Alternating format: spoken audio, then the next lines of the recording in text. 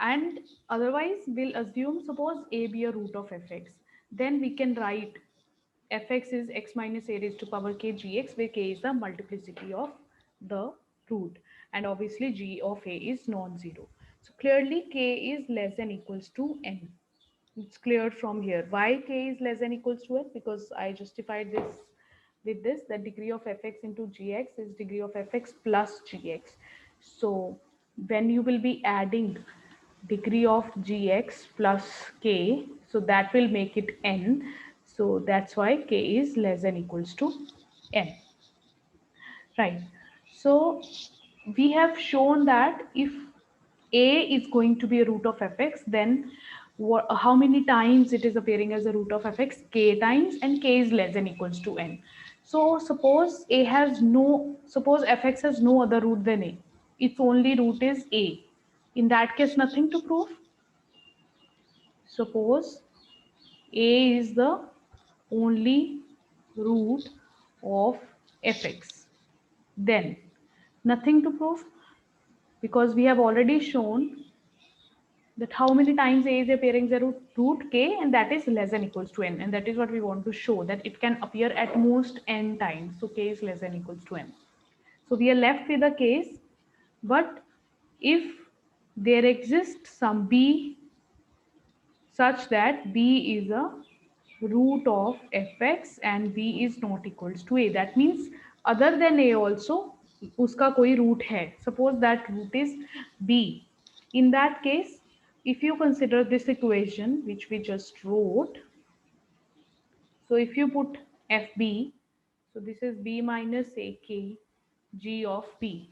Now f of b is 0, f of b is 0 because b is a root of fx.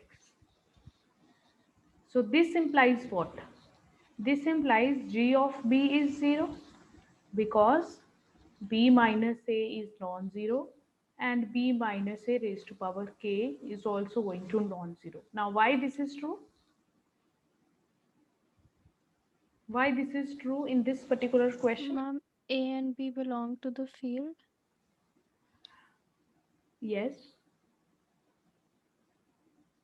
because whatever we are working in, we are working in a field. So if we have a b minus a which is there, uh, it's a non-zero number, so it cannot be nilpotent, that its power cannot be zero, because we do not have any zero divisors, we are working over fields, that's why. So this is not going to happen. That can be only possible in a ring with zero divisors or with nilpotent elements. So that's not possible here. So that means g of b has to be 0. So g of b has to be 0 means what? That b is also a root of gx, right? B is also a root of gx. Now, with same multiplicity as of fx. Now b is there, it is the root of gx also, it is a root of fx also, and this is the relation between fx and gx. So we are saying that whatever will be the multiplicity of b in fx, the same will be the multiplicity of b in gx. Means you can write it. Excuse me, ma'am. Yes. Ma'am, still only waiting room में है. Okay. मैंने किया तो था, सबको enable disable कर दिया था, अच्छा फिर भी वो रह गए होंगे, ठीक है. So we are saying b is also root of gx with the same multiplicity as fx. It is easy to see. You can, if you want to elaborate, you can write it like x minus b raised to power m into some other polynomial g1x, and gx is also going to be x minus b raised to power m some g2x. So let this be m1, let this be m2. So what we are saying, m1 will be same as m2. So it's easy to see using this relation, fx is x minus a raised to power sorry, x minus k raised to power gx. So you know the degree of gx is just n minus k. So it will be appearing exactly the same number of times as it is appearing in fx, because this factor is becoming non-zero when you put b is there. So yeah, you can try this on any using any examples, that b is also root of gx with the same multiplicity. Now what is the degree of gx? Degree of gx is n minus k, because you see fx is x minus a raised to power k gx. So degree of gx is n minus k, which is obviously less than n. So we can use the principle of mathematical inductions assumptions. So you know the assumption which we used, that our result will hold for all polynomials uh, with degree less than n. So we have g of x has at most how many roots? N minus k zeros, counting multiplicities. Is that fine? So ये gx के कितने zero होंगे, तो fx के कितने होंगे? So fx will have at most k plus n minus k. Now why it is k plus n minus k? Because we just saw that fx is x minus a raised to power k gx. तो gx की degree, gx के जितने root होंगे, जितने भी उसके n minus के zeros होंगे, प्लस इसके एक और एडिशनल जीरो है fx के पास जो है a, राइट, उसकी मल्टीप्लिसिटी है k. सो वो k उसमें ऐड हो जाएगा. So k plus n minus k which is going to be at most n zeros, counting multiplicities. Is that fine? Hence proved. This is what we wanted to prove. Is it clear to everyone?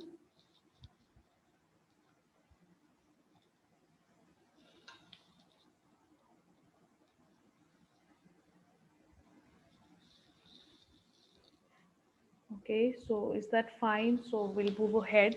So I told you that the statement of this theorem says that polynomial of degree n has at most n zeros over a field. So yesterday I told you that what will happen if you are not in a field, the polynomial is not over a field. So let's take the example of the ring over Z6. So I'm considering the polynomial ring over Z6. We know Z6 is not a field, right? Everybody knows Z6 is not a field. Why? 6 prime नहीं है. Prime नहीं है फिर. Z6 is not even an integral domain, right? So it's not an integral domain because 6 is not prime. We know that Zn is an integral domain if and only if n is prime. So it's not a field. Yes, so over this polynomial ring, I'm going to consider an example. Say fx is x square plus 3x plus 2. So if you take this example, obviously it belongs to z6x because you look at the coefficients are just 1, 2, 3, so belonging to z6. Now, how many zeros this polynomial is having over z6? Right, so can you find roots of this polynomial?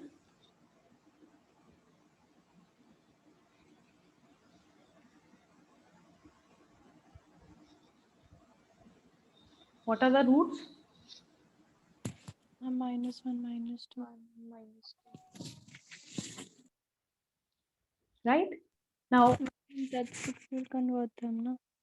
sorry? Ma'am, for Z6 we'll have to convert them. Yeah, of course. What is minus 1? 5. 5 mod 6. And what is minus 2? 4. 6. Yes. Apart from these, is there any other root of this equation?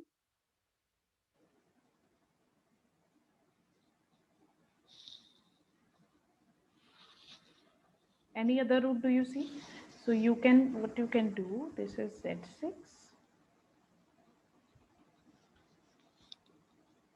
Yes, if you put 1 here in this polynomial, 1 square plus 3 into 1 plus 2. So that is 1 plus 3 plus 2. What is that? 6, which is 0. So 1 is also a root. 1 is also a root. If you put 2, is 2 a root? 2 square plus 3 into 2 plus 2. So this is say 0. So this is 4 plus 2 is 6 is again a 0, right? And other two roots we have found 4 and 5. So दो तो हमने normally जैसे हम solve करते हैं quadratic equation को वहां से आ गए 4 और 5, और दो हमने यहाँ सब्स्टिट्यूट करके देखे हैं 1 and 2. यू कैन वेरीफाई कि 3 उसका रूट है कि नहीं है. So 3 square plus 3 into 3 plus 2. So that is 9 plus 6, 9 plus 9 plus 2. So that is just 2, non-zero, right? So 3 is not a root of it. 0 is also not a root of it.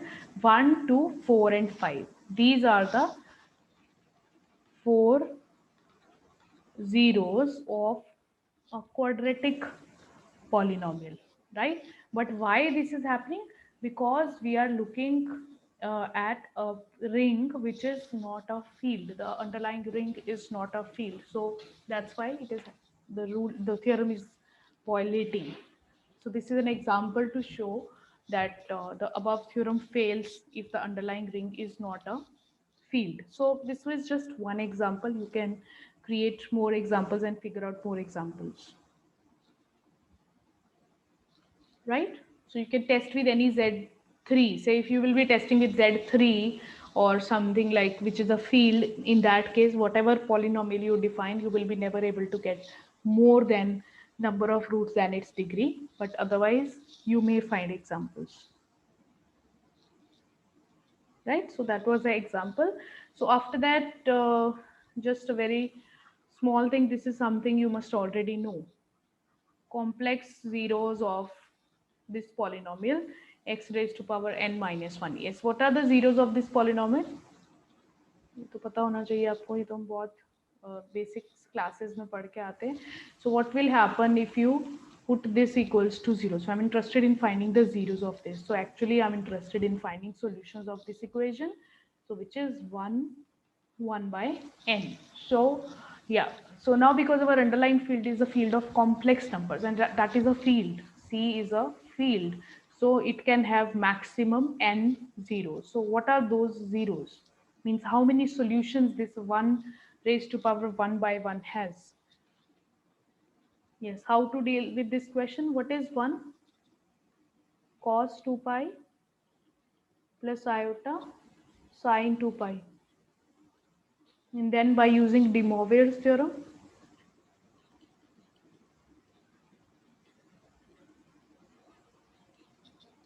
sorry, that is 2 pi by n. So these are, what are the values of n? N is going to be, sorry, not 0, 1, 2, 3 up to n. Means you can write this actually k, and then k can have values from 1 to n. Let me write it better form.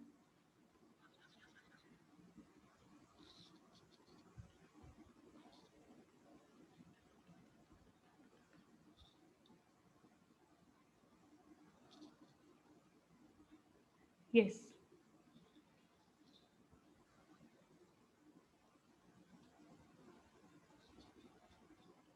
Is that fine? ये तो पता होगा आपको. You might have done this one.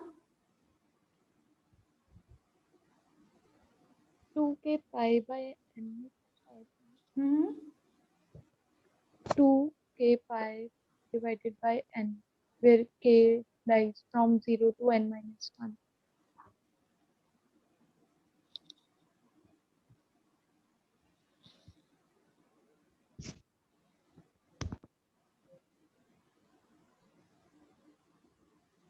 If you just say this is the root cos 2 pi plus iota sine 2 pi, right? If I'm saying this is my omega, and let me just, because I first want to define the primitive root, right? So this is the primitive root. What do you mean by primitive root?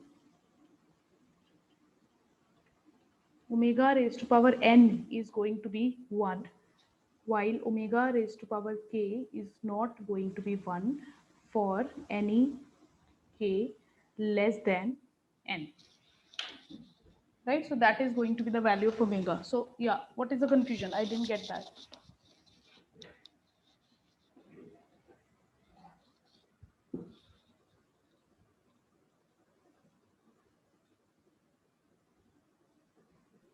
Yes, ma'am, it's clear. Is it fine? Yes. Yeah, वो 1 by n है ना, so actually वो n is just not a fixed number, n is having different values, so then accordingly you will get that. So you can just find the root. So it means it's easy to, for any given n you can find. So if you're able to find the roots of x square minus 1, so x square minus 1 is going to have two roots.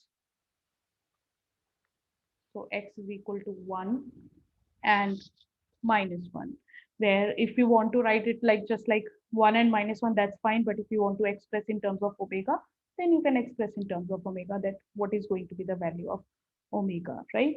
So because omega is cos 2 pi by 2 plus iota sine 2 pi by 2.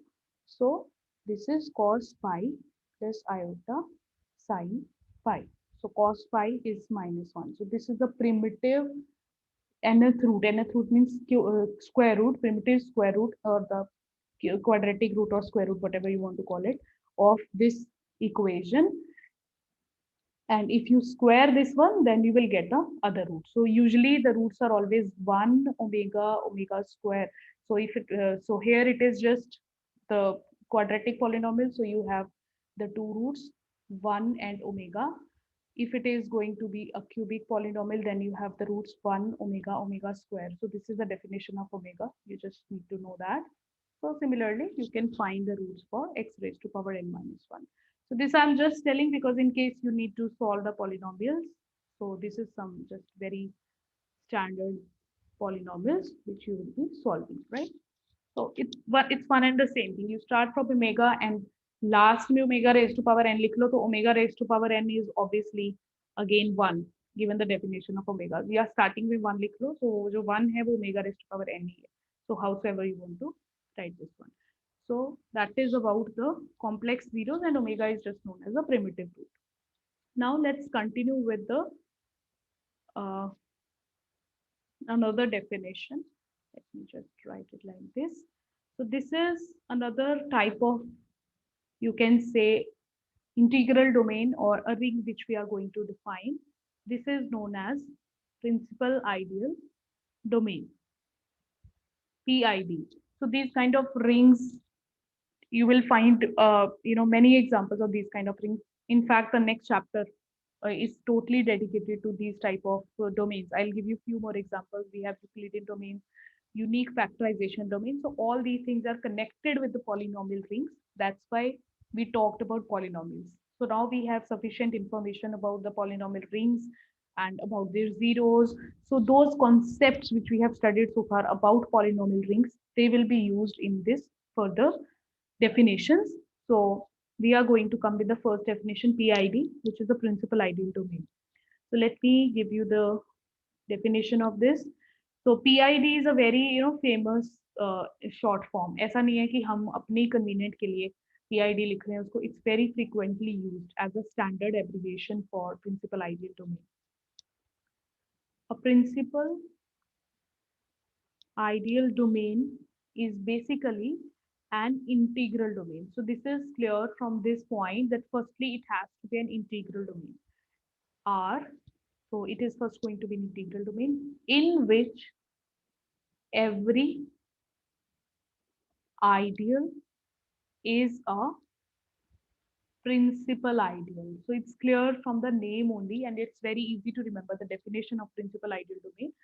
उसके नाम से ही clear है कि एक integral domain जिसमें हर ideal एक principal ideal है, उसको हम प्रिंसिपल आइडियल डोमेन बोलते हैं. Now further question is what do we mean by a principal ideal. So we know principal ideal looks like A, like which are generated from single elements. RA, R belongs to R. For some A belongs to R, that you pick up just one element of the ring, generate the elements by multiplication with the other elements of the ring. So this is something we already know. We already have seen What do we mean by principal ideals? Which are generated from single elements, and A is known as a generator. So if every ideal in a particular ring is of this form, then that integral domain is known as a principal ideal domain. So now you give me some example. You are already familiar with these kind of rings. It's just you did not know the name of it. But now I have given you the definition. You can surely tell me an example.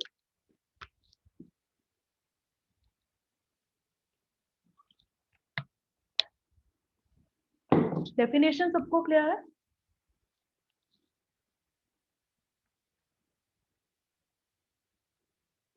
Yes, is the definition clear to everyone? Yes, ma'am. Yeah, so come out with an example.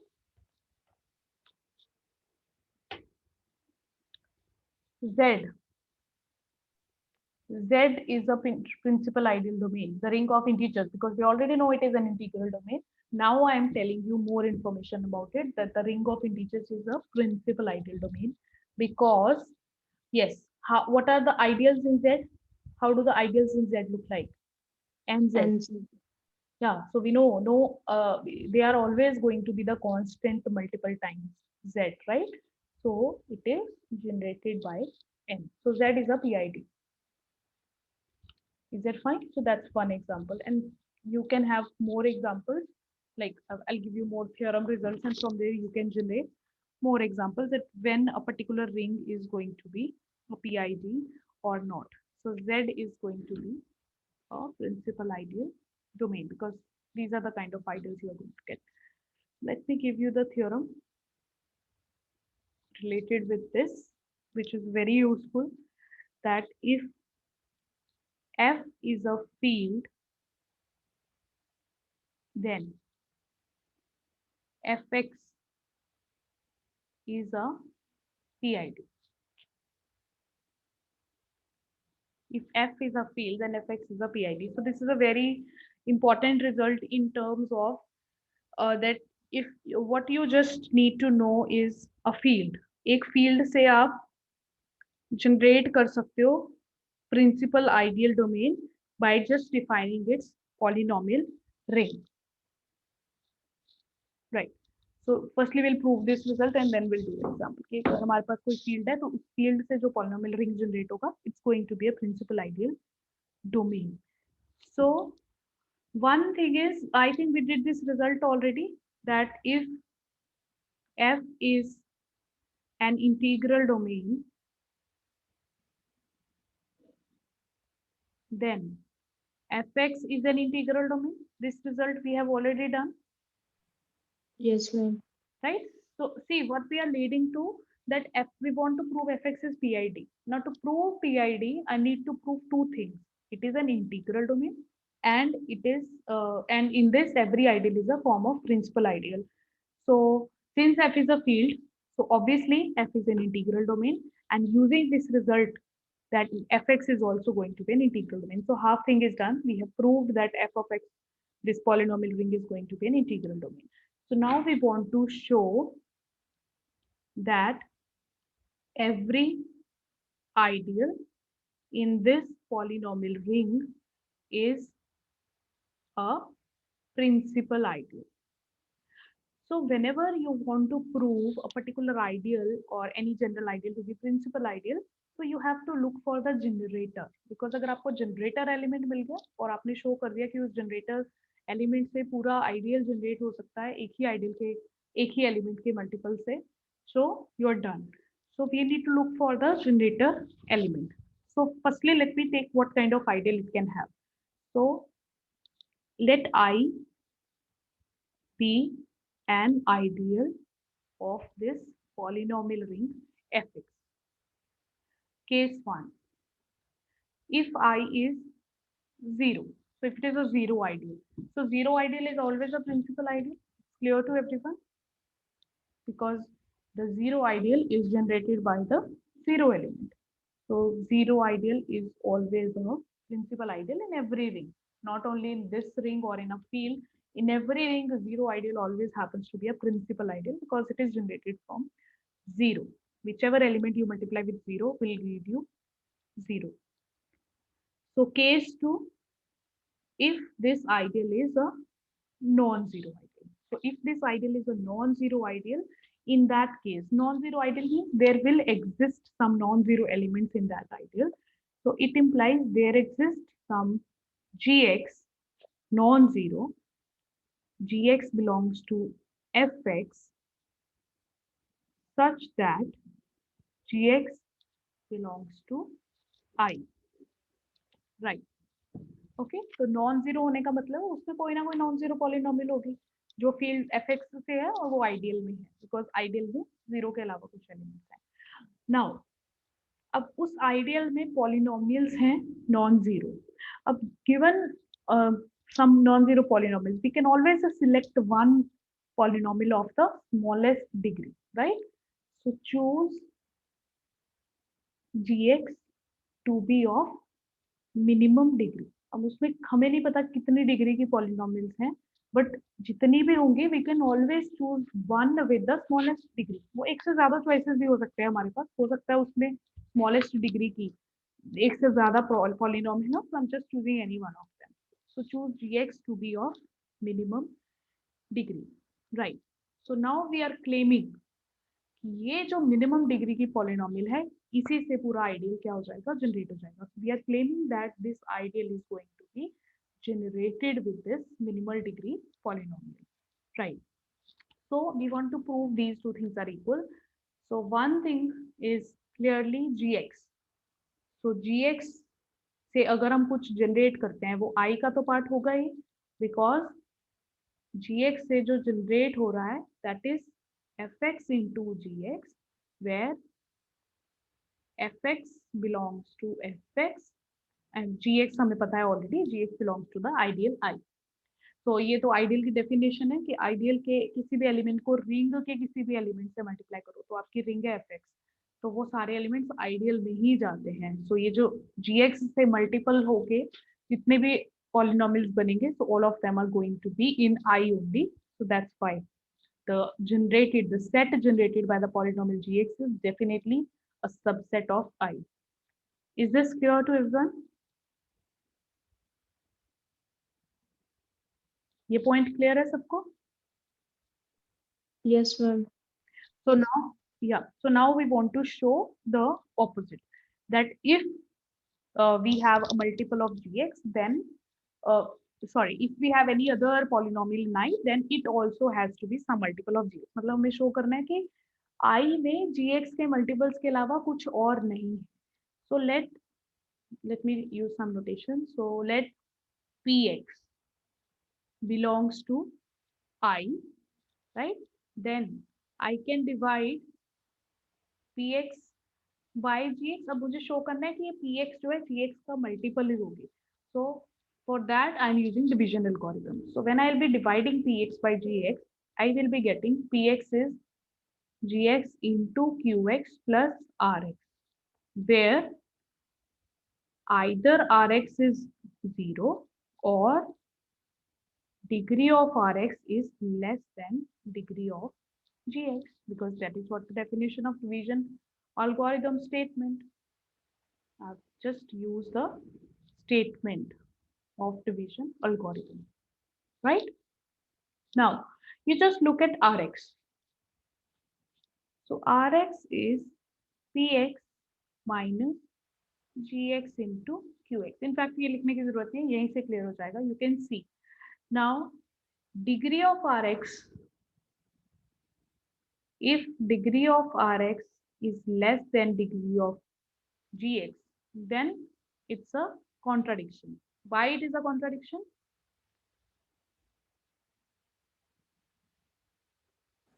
Yes, why it is a contradiction? Gx is already a minimum degree polynomial. Because हमने ideal का minimum degree polynomial उठाया था, सो that means उस ideal में उससे small degree की polynomial नहीं हो सकती है, क्योंकि यहाँ पे स्ट्रिक्टली लेस है.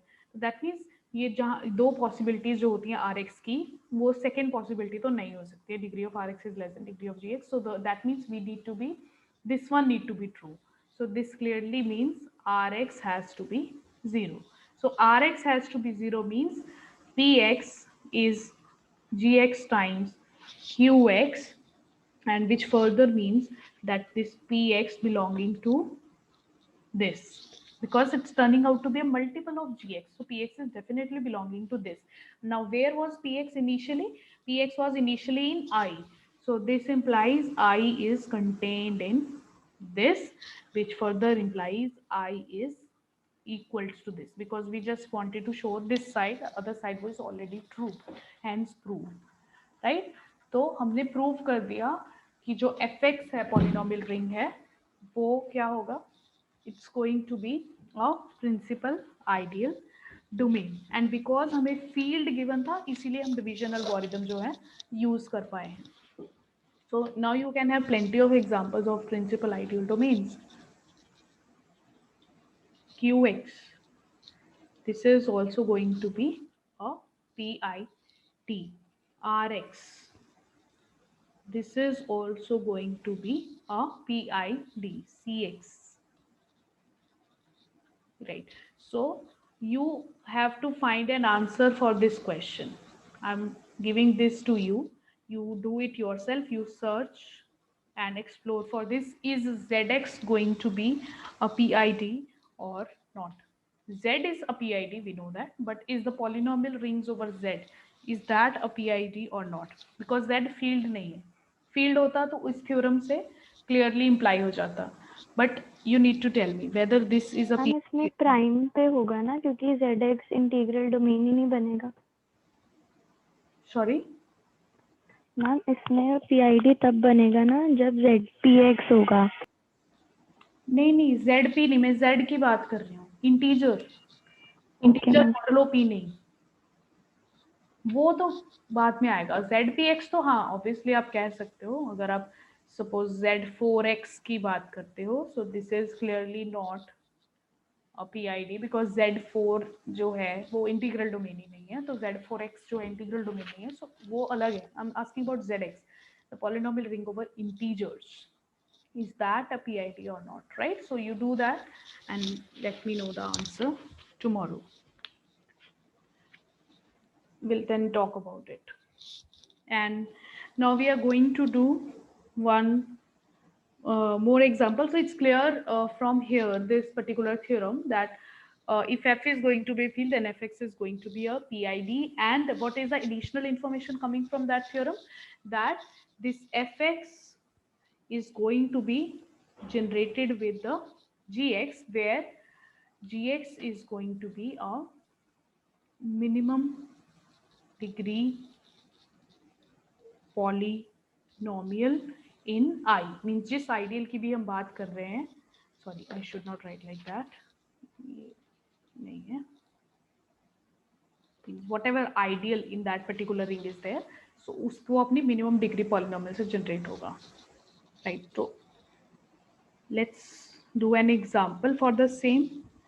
So if you remember, we can define a map phi from the ring of polynomial rings over reals to the field of complex as. So ये मैप क्या कर रहा है, किसी भी पॉलिनोमियल को एक कॉम्प्लेक्स नंबर पे लेके जा रहा है, और वो कॉम्प्लेक्स नंबर क्या होगा, you just substitute x as iota, so image of fx at iota, so आपको f में iota substitute करना है, so whatever answer you are going to get is f of iota, so obviously that's going to be a complex number. So that is how this map is defined. So it's very easy to show that this phi is a ring homomorphism, so you can use the definition of homomorphism and verify that this is going to be a ring homomorphism. Now can you tell me kernel of phi? Kernel of phi, if you remember the definition of kernel of phi, how do you define?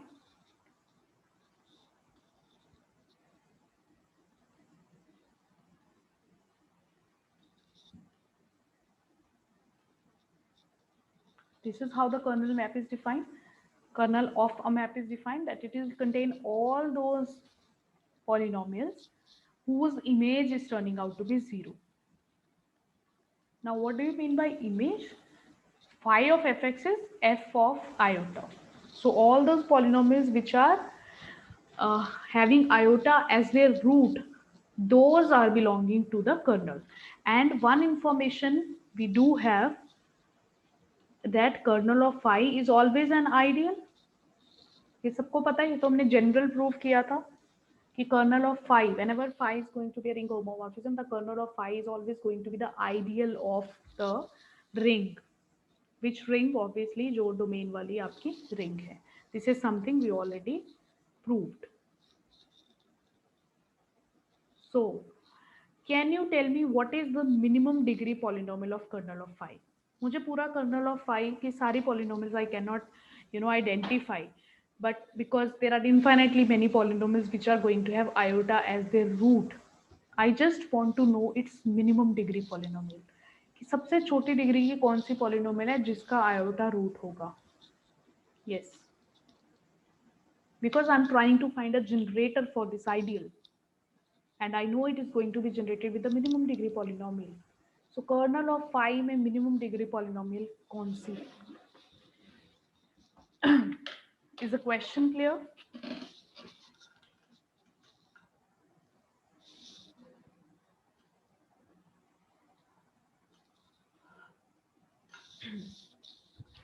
Yes, is the question clear to all of you? Yes, ma'am.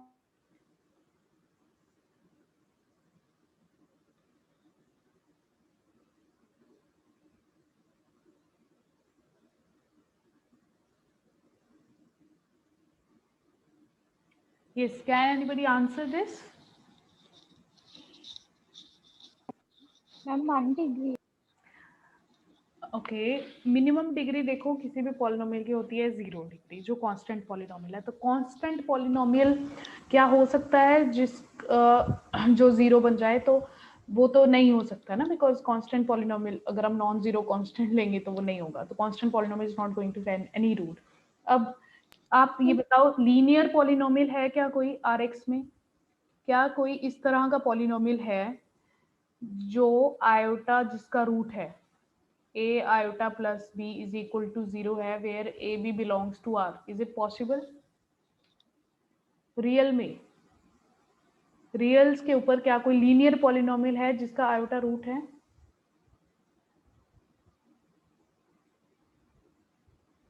यहीं से clear हो गया ना, नहीं हो सकता. Iota क्या आ जाएगा? Minus B by A. Not possible.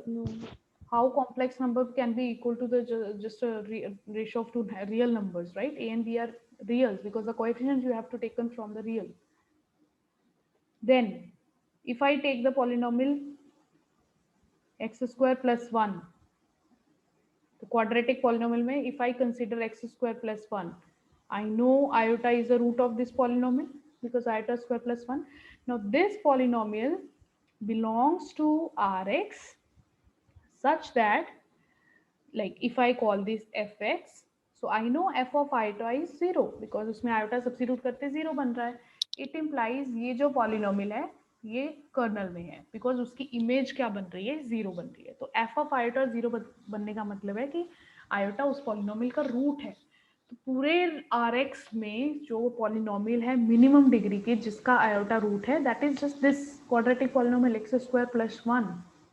So this is going to be the generator. It implies the kernel of phi is going to be generated by x square plus 1.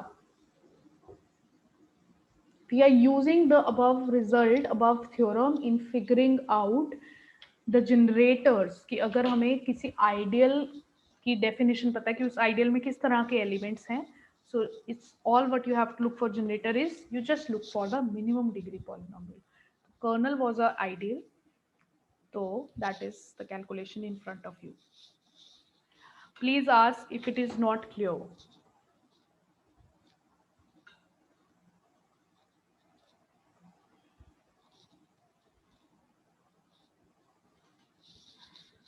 Yes, is it clear to everyone?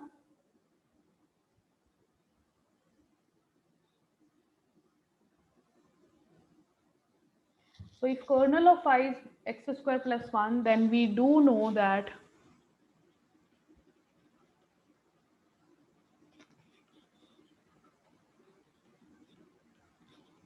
isomorphism theorem, if you remember. that this is going to be isomorphic to C. This is coming from that fundamental theorem of isomorphism. The factor ring, if you divide by the kernel, it's going to be the isomorphic to whatever is your image. And it's very easy to check this map is going to be 1, 1, and on 2. Yes, is this clear? We've used results from homomorphisms.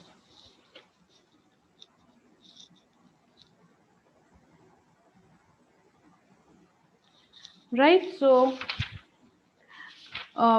that finishes this chapter, and the next chapter, as I already gave you the hint, it's starting from PID and then certain more definitions related with it. So in next class, we'll be taking up the next chapter and few more questions from this one.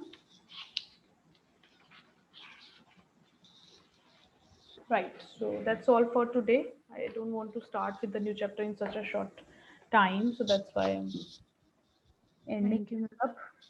Yeah, thank you. Thank you, ma'am.